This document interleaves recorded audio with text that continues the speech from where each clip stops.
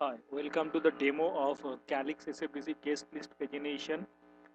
What I build here is a pagination, which is a Apex REST service of calling case.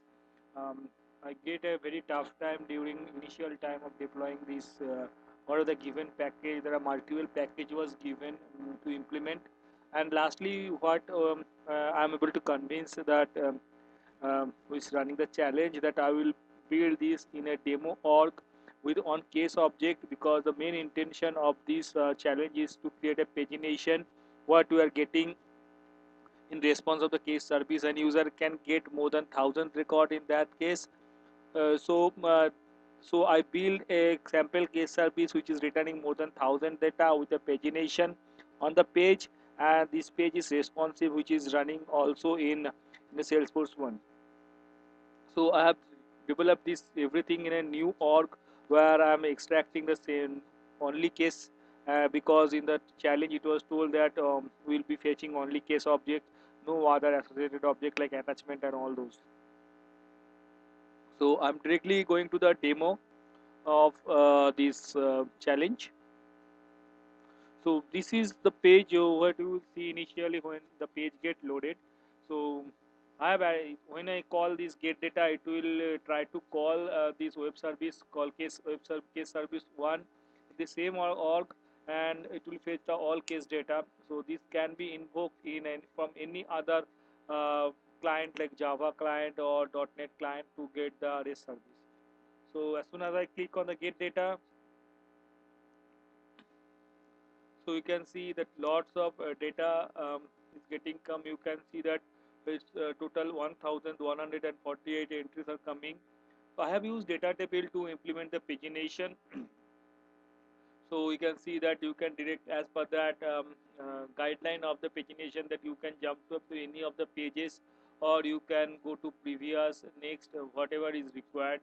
And you can, as it is a data table, it has other features automatically come, that how many records you want to see in your page.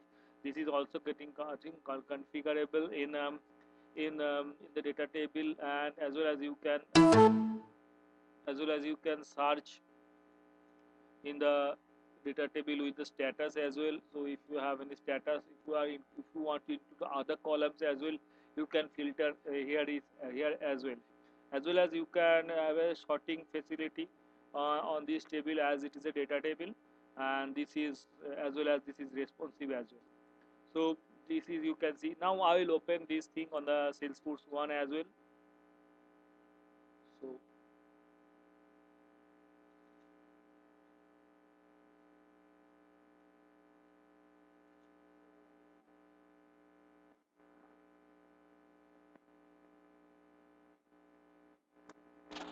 So here it goes in on Salesforce one.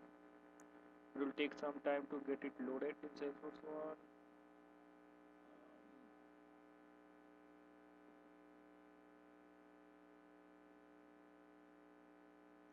So now it is in Salesforce one. So you can see how it's look like. I have created one tab, a custom tab, and which I have added in the mobile navigation, so that it will come in the Salesforce one. So if you click on the get data, so what will happen? So it will do the same like whatever you can do here. So I have created one link on the case number. So if you click here, you can see the details on what is the case name, and then it's high and status is closed, and this is the case number.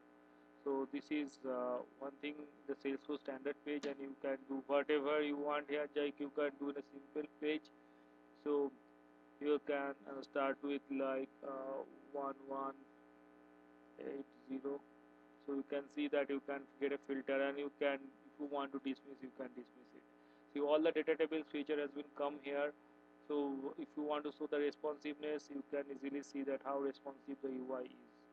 So you can see, you can go up to this, you can go up to this one.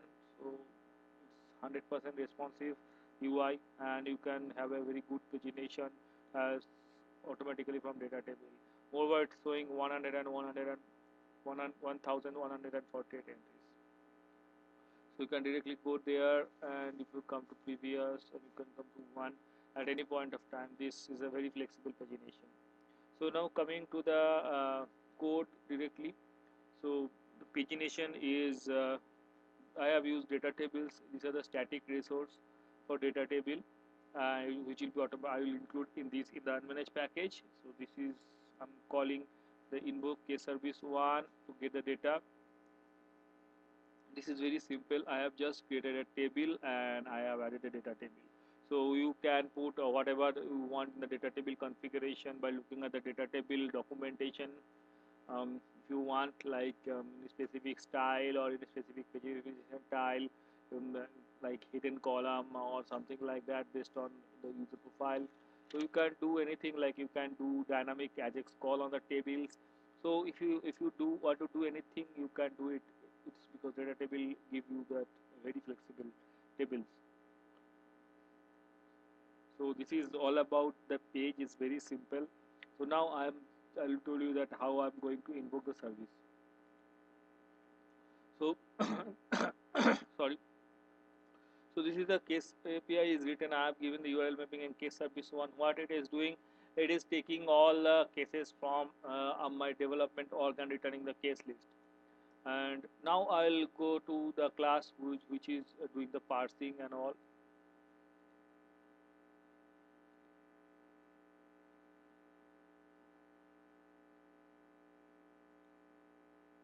Yeah, this is one that invoke case service. This is the class which is doing the parsing and all. So this class has been created for the JSON decoding, JSON serialization. So whatever I'm getting a response in front of a JSON. So what are the fields you want in the case you have to create an inner class so that it is getting wrapped correctly, rather than because the JSON deserialize method is taking that list of the wrapper class and it takes the subject type dot class. So directly converting it to a case object is problematic. So it will be better that you will create a case wrapper. What are the fields you want to show, and then whatever it's coming here, directly mapping. So what I did, I have created one connected app, and so you can go up to from here, create app.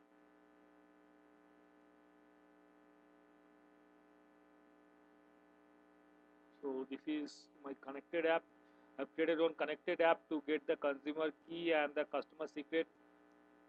So here I am hard coded everything. Then you need to, because this is not at all going to be used. Main thing, main logic for the pagination will be used in that.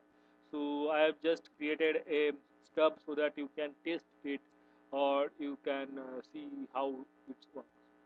So I am hard coded the client ID and client secret here, and first I am trying to log in to the doing an OAuth in Salesforce and getting that request token, and on the second time I'm calling the web service with that token. So I am making two web service call. First is for used for login. So this whole method is used for to get the access token. Once I am getting the access token, I am calling the web service from here. So you can see this is another service I am invoking to get all the response, and here I am decoding. So it's a bit pretty simple to get all the data and deserialize it if you write an wrapper class. So if you are interested to send some cross object data, so you can create a wrapper and easily decode it here. So that's why I used a case wrapper.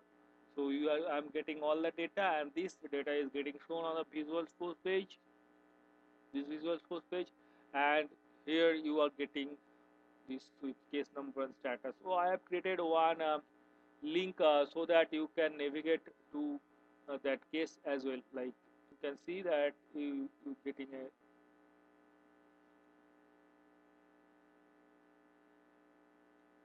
details and feed. If you go to details, you can see all the details here. So it's like from Salesforce one, you can also go there.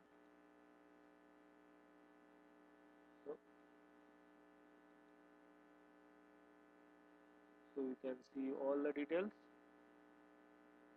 in Salesforce one. You click here, you can follow it. So you can easily see that how it works in Salesforce one as well. And I have written a test class which is having near about 80% of test coverage, and 90% of test coverage of my class has been written. So this is all about my development. Thank you. Hope you enjoyed the video.